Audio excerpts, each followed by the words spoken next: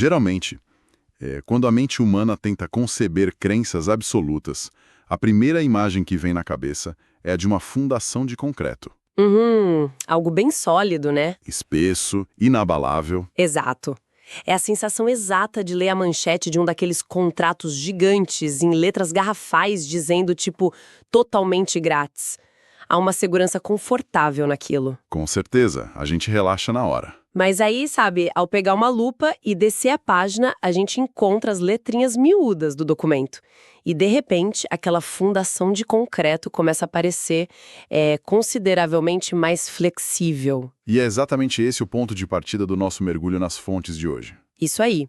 A nossa missão hoje é explorar a fundo um documento textual muito instigante, que é intitulado Contradições e Autonegacionismo do Sistema Religioso, de autoria do irmão Marcelo Oliveira. E olha, o aspecto mais singular desse documento é justamente o método, digamos, pouco ortodoxo que o autor escolhe para estruturar a crítica dele. Como assim? Tipo, ele analisa o conteúdo de uma entrevista concedida por um líder religioso, mas ele não se restringe ao campo do debate teológico padrão, sabe? Ah, ele vai por outro caminho. Exato. A ferramenta principal de dissecação dele é a própria linguagem. O autor aplica lógica estrutural, pesquisa etimológica e, pasme, uma análise sintática e gramatical bastante severa para desconstruir as falas do entrevistado. Nossa, então é um exame microscópico das palavras escolhidas mesmo. Totalmente microscópico. E, bom, antes da gente entrar de cabeça nisso, é fundamental estabelecer as regras do jogo para a nossa análise de hoje. Sempre bom lembrar, né? Sim, porque o objetivo deste espaço não é tomar partido de forma alguma. Como guias pelo material, a nossa função aqui é relatar com precisão empírica os argumentos, os embates lógicos e as percepções exatas que o autor registrou no texto original. Respeitando sempre a pluralidade de crenças de quem acompanha a nossa análise. Exatamente. Trata-se de examinar como as ideias são propostas e arquitetadas no papel e não de julgar o mérito religioso de nenhuma delas. Fica ao aviso de imparcialidade. Perfeito. É uma exploração estrita sobre a mecânica da argumentação. E qual seria o motor dessa argumentação toda? Então, o que impulsiona todo o raciocínio do autor no documento é uma das tensões mais antigas da filosofia e do pensamento cristão, que é a linha divisória entre a graça divina e as obras humanas. Ah, esse é um debate clássico. Muito clássico. E o texto tenta demonstrar, na prática, como o uso inadvertido de uma simples conjunção gramatical, tipo uma palavra minúscula de transição, tem o potencial de alterar radicalmente a compreensão sobre o destino de uma alma. Ok, vamos desempacotar isso. A investigação do autor começa de forma cirúrgica, na declaração de abertura do líder religioso durante a entrevista, não é? Isso mesmo. O entrevistador levanta aquela complexa questão da prestação de contas dos pecados no fim da vida. E a resposta do líder vem de forma bem categórica. Ele afirma que a salvação citando o texto original aqui, independente do que nós façamos ou deixamos de fazer. Ele atribui o mérito de forma exclusiva à figura de Cristo. É a nossa metáfora da manchete em letras garrafais, anunciando a incondicionalidade absoluta, totalmente grátis. É uma formulação clássica do conceito de salvação irrestrita pela graça. No entanto, e aí que o autor do documento aponta para o que ele identifica como uma fratura estrutural grave na oração imediatamente seguinte? Espera aí, na mesma resposta. Na mesma resposta. O líder religioso tenta expandir a explicação dele, acrescentando o seguinte, abre aspas, quando nós abrirmos nosso coração. E, poucos segundos depois, ele reforça o pensamento com se nós abrirmos genuinamente, verdadeiramente. Ah, eu já vejo onde isso vai dar. Pois é nesse exato milissegundo que o texto traz a lupa da gramática para o centro do palco e paralisa o argumento. O que é fascinante aqui é como o autor desmonta isso. Mas, pensando na forma como a comunicação humana evoluiu, surge uma dúvida na minha cabeça. Manda. Não é supernatural que a nossa espécie tente explicar conceitos altamente abstratos, usando relações pragmáticas de causa e efeito? O autor faz uma análise sintática rigorosa dessa frase. Mas até que ponto a nossa própria arquitetura linguística não nos força a criar essas condições de transação o tempo todo? Olha, essa limitação da linguagem é central para o argumento dele. O autor ataca exatamente o fato de que a estrutura gramatical escolhida trai a intenção original. Como ele faz isso na prática? Ele isola primeiro a palavra quando e a classifica tecnicamente. Trata-se de uma conjunção subordinativa temporal. Que introduz uma exigência de tempo. Certo. Exato, uma exigência para que o evento principal ganhe validade. Em seguida, ele disseca a partícula se, que, como a gente sabe, é uma conjunção subordinativa condicional. Certo. A própria morfologia dessas palavras estabelece uma regra inquebrável ali. O evento A só pode acontecer mediante a ocorrência do evento B. A cláusula 1 do contrato. Isso. E o texto vai ainda mais fundo analisando o restante da oração, que é: nós abrimos nosso coração. Ele define nós como o sujeito claro da ação e abrimos como um verbo transitivo direto. O que nos deixa com o sujeito humano executando uma manobra direta e exigida sobre um objeto. A cláusula invisível entra em vigor total aí. Perfeito. Porque a manchete inicial declarou que o processo não dependia do que fazemos, mas a linha de baixo introduz o verbo de ação abrir, sendo obrigatoriamente executado por nós. Isso escancara um problema de determinismo linguístico, não acha? Totalmente. Se um estado de redenção é descrito na teoria como um presente livre e incondicional, a mente de quem fala ainda sente a urgência prática de criar o mecanismo de ativação. E esse mecanismo, quando verbalizado, se transforma fatalmente numa condição humana. E o que o texto demonstra é como o autor usa essa inevitabilidade morfológica para expor a rachadura no argumento do entrevistado. É um checkmate gramatical. É quase isso. Para o autor, ao atrelar conjunções temporais e condicionais a um verbo de ação executado pelo homem, o líder religioso anula instantaneamente a independência do processo que ele próprio tinha acabado de proclamar. Nossa, desmoronou rápido. Sim. O documento defende que é impossível sustentar a ideia de incondicionalidade no plano teológico, se no plano da linguagem falada, o locutor subordina o resultado final a uma atitude motriz do indivíduo. Faz todo sentido.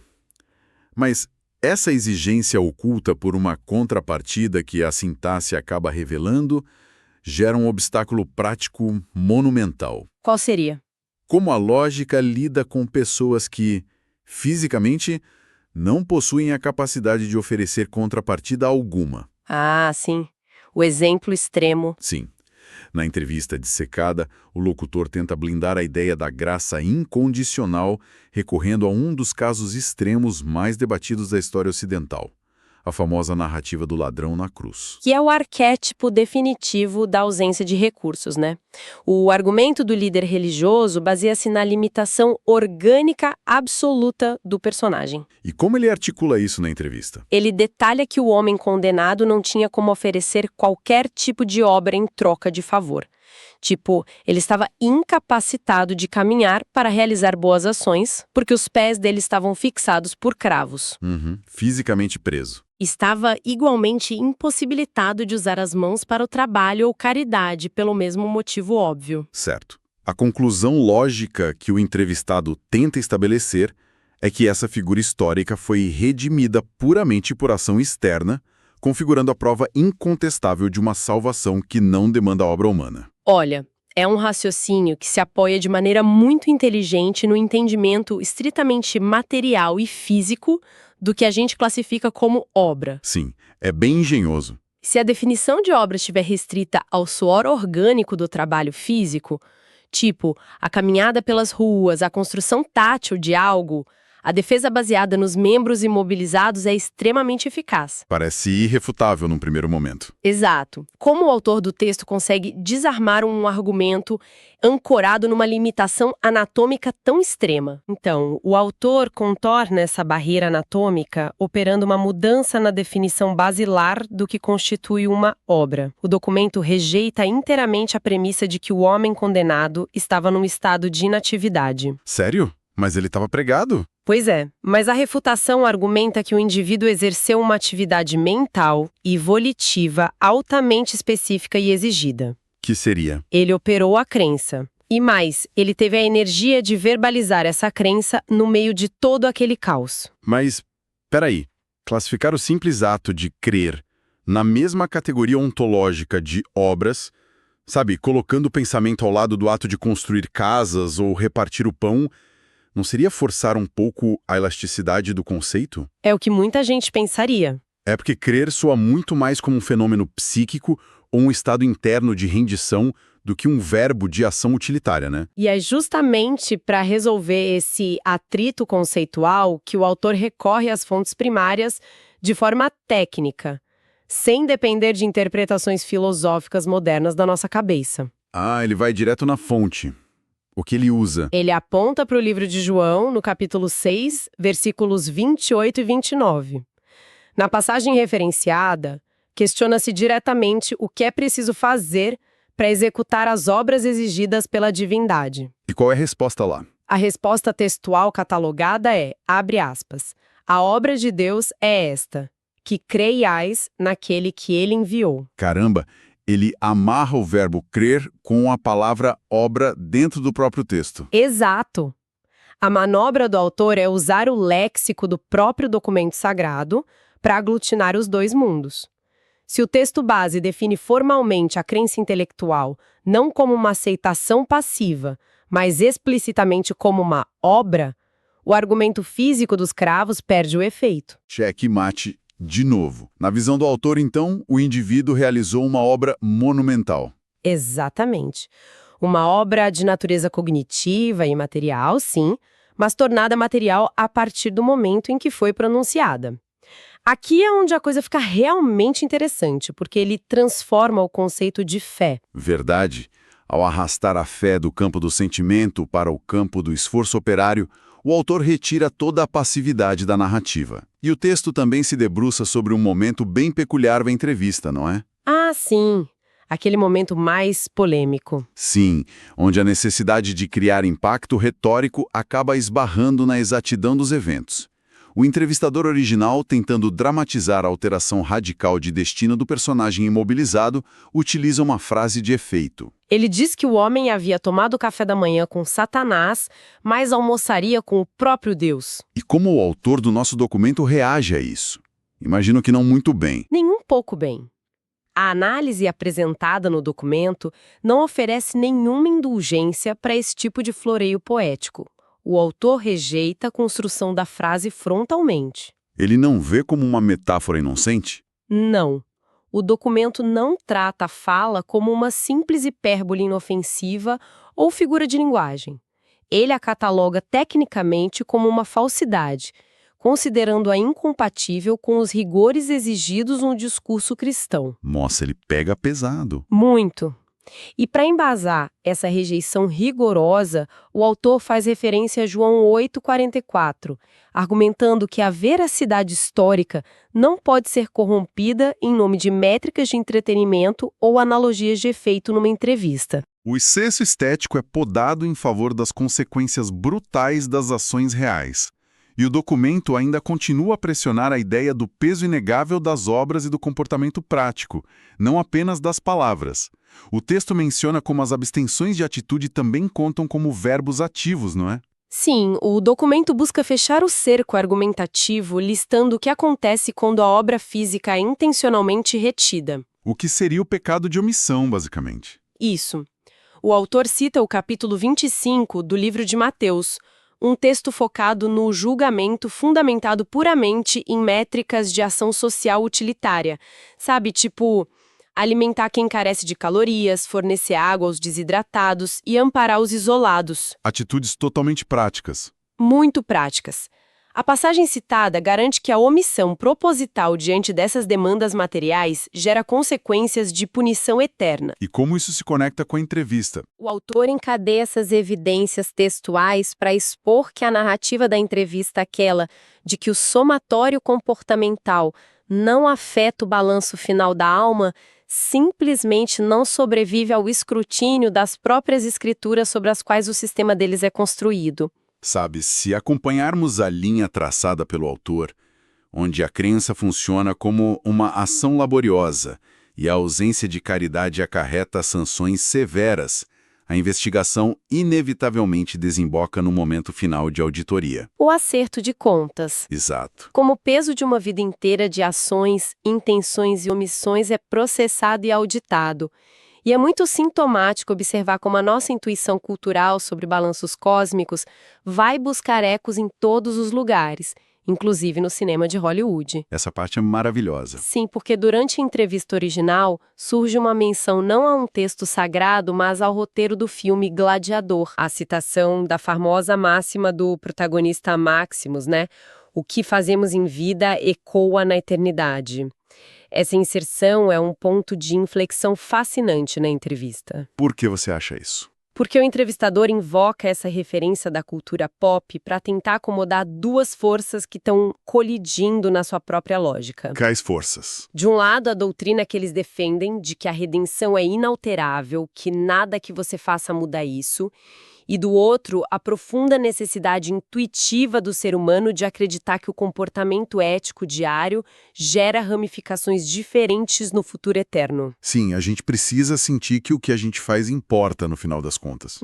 Aí o locutor introduz o debate questionando se haverá diferentes camadas sociais, patentes ou compensações na eternidade com base na conduta temporal. E a resposta estrutural que o líder religioso aciona para manter os dois conceitos vivos na mesma sala é a doutrina do tal Tribunal de Cristo. Exatamente. O entrevistado descreve uma mecânica teológica onde, no exato ponto da conversão do indivíduo, todo o prontuário de falhas pregressas é eliminado do sistema. A ficha fica limpa. Fica limpa. E com base nisso, a auditoria escatológica aplicada àqueles que já garantiram o seu espaço não teria a função judiciária de separação penal entre condenação ou absolvição. Ah, então não é para julgar quem entra e quem sai? Não. O design desse evento seria voltado exclusivamente para a mensuração de bônus, que eles chamam de galardões. E o líder religioso utiliza um caso hiperespecífico para ilustrar isso. Que caso? Ele cita senhoras devotas que despertam na madrugada para rotinas de prece, classificando-as como generais incógnitas que obterão uma distinção hierárquica e um largo galardão de reconhecimento no outro lado. Entendi. Mas, olha, na mecânica crua da coisa, o cenário descrito mais parece um grande evento de corporativismo celeste focado no reconhecimento de métricas de produtividade, onde o perigo da demissão sumária já foi descartado de antemão. É uma ótima analogia. E considerando a lupa agressiva que o autor tem usado para inspecionar partículas minúsculas como quando e se, é de se prever que o uso do substantivo tribunal acionaria alarmes vermelhos na leitura crítica dele, né? Com toda a certeza. A navalha etimológica do autor corta profundamente essa argumentação. O que ele diz sobre o uso da palavra tribunal. Ele recorre à definição formal mais fria e primária possível encontrada na linguística, o que tipifica estruturalmente um tribunal. Um tribunal é um órgão constituído pelo Poder Judiciário, dotado de autoridade jurisdicional para ouvir litígios e aplicar o rigor da lei. A própria constituição do conceito exige que haja gravidade, então. Exato. Para que um ambiente seja validado como recinto de julgamento real, ele deve suportar intrinsecamente duas ramificações diametralmente contrárias. A absolvição limpa ou a condenação impiedosa. Perfeito. Se alguém é convocado para um espaço solene onde o pior desfecho viável é receber uma medalha de bronze por participação e o melhor desfecho é uma honraria máxima de ouro, a insistência em batizar esse salão de tribunal é uma adulteração semântica enorme. É uma convenção de premiações camuflada sob a tensão de um vocabulário penal. Isso levanta uma questão importante, sabe? Esse colapso de definições é o grande alvo do documento. O texto demonstra que, ao suprimir a viabilidade teórica da condenação daquele cenário, o evento é destituído dos requerimentos básicos necessários para ostentar a palavra tribunal. E a análise não para por aí, imagino. Não mesmo. Ela prossegue esquadrinhando a dinâmica dessas recompensas que estão sendo distribuídas. O autor investiga a natureza do galardão, o prêmio concedido por méritos operacionais. E o que ele encontra? Para provar que esse sistema de gratificação é totalmente hostil à ideia de benevolência gratuita vendida lá no começo da entrevista, o autor apela a uma citação de Paulo contida no texto de Romanos 4:4. O que diz esse trecho? A diretriz desse trecho é clara. Para aquele que opera um trabalho, o galardão creditado na conta não flui de uma origem de graça ou favor imerecido, mas advém de um passivo, uma dívida a ser quitada. Caramba. Isso converte toda a superestrutura da interação. Muda tudo. Se o galardão recebido é classificado legalmente como dívida pendente, a dinâmica desmorona como um favor unilateral e emerge como um sistema contratual severo de prestação de serviços com faturamento retroativo. É o destino inevitável da lógica aplicada por ele. Se a cerimônia tem a finalidade exclusiva de liquidar obrigações contratuais com base na contabilidade de obras realizadas, e se a balança penal não entra no recinto, o autor do documento sentencia que o título Tribunal de Cristo é completamente inválido. E ele sugere um nome novo. Sugere. Ele prescreve que, em nome da precisão linguística, o evento deva ser rebatizado como um mero cerimonial de pagamento. Cerimonial de pagamento. Uau! É uma alteração de rotulagem muito violenta. Ele não poupa palavras. Ela oblitera todo o misticismo e a grandiosidade de um juízo final, convertendo aquilo numa troca burocrática de contra-cheques. Basicamente. E após esse extenso desmonte das fundações da entrevista, invalidando desde as conjunções verbais até a definição dos tribunais, como o documento articula o fim do seu embate com o texto original? Qual é a reação lógica do autor à argumentação final sobre as tais senhoras generais invisíveis? Então, a dissecação é concluída voltando às armas lógicas contra o que o autor detecta como a falha fundamental do argumento do entrevistado. Que seria? Quando o líder expõe a teoria das oradoras de madrugada, a estruturação verbal que ele elege é reveladora. Ele declara, e eu cito, "Eu acredito que há generais que estão aqui que nós nem sabemos quem são." E logo após tenta selar o ponto com "Aquelas senhoras têm um grande galardão que às vezes nós nem conhecemos." E o autor ataca isso. O autor do documento adota uma postura categórica diante disso. Ele não gasta uma única linha tentando disputar a existência das compensações ou a hierarquia dessas pessoas. É uma retração técnica. Exato. Ele entende que gastar energia analítica tentando falsear um elemento que o próprio interlocutor admite ser invisível é entrar num labirinto sem saída lógica. É o equivalente a disputar um jogo tenso de xadrez com um adversário que, de repente, adiciona uma peça translúcida e sem formato no tabuleiro, né? É bem por aí. Se o oponente justifica a manobra dizendo "a minha peça secreta está nessa casa", só que as habilidades dela estão além da nossa visão e do nosso conhecimento, a única atitude cabível é reconhecer que os parâmetros da racionalidade foram abandonados. Essa metáfora do tabuleiro é perfeita para ilustrar a frustração lógica contida no texto. E o autor do documento decide rotular essa infração argumentativa com um neologismo bastante ácido. O que ele inventou? Ele classifica as especulações do entrevistado não como teologia, mas como uma mera aplicação da axiologia. Axiologia, a disciplina empírica do eu acho. Exatamente, um sarcasmo cirúrgico. A premissa do autor é inegociável aqui. Se a coluna de sustentação principal que mantém de pé sua teoria sobre a eternidade é composta por suposições psíquicas, ancoradas em dinâmicas espirituais que você mesmo, por admissão própria, confessa desconhecer e não poder provar, A conversa cai fora dos domínios do escrutínio lógico. exato, a tese desmorona porque a intuição abstrata é inadmissível como prova no tribunal do texto. Faz sentido, mas com as peças fantasiadas varridas para fora do debate sob a rúbrica da axiologia, qual é o saldo estrutural dessa longa investigação assinada pelo irmão Marcel Oliveira?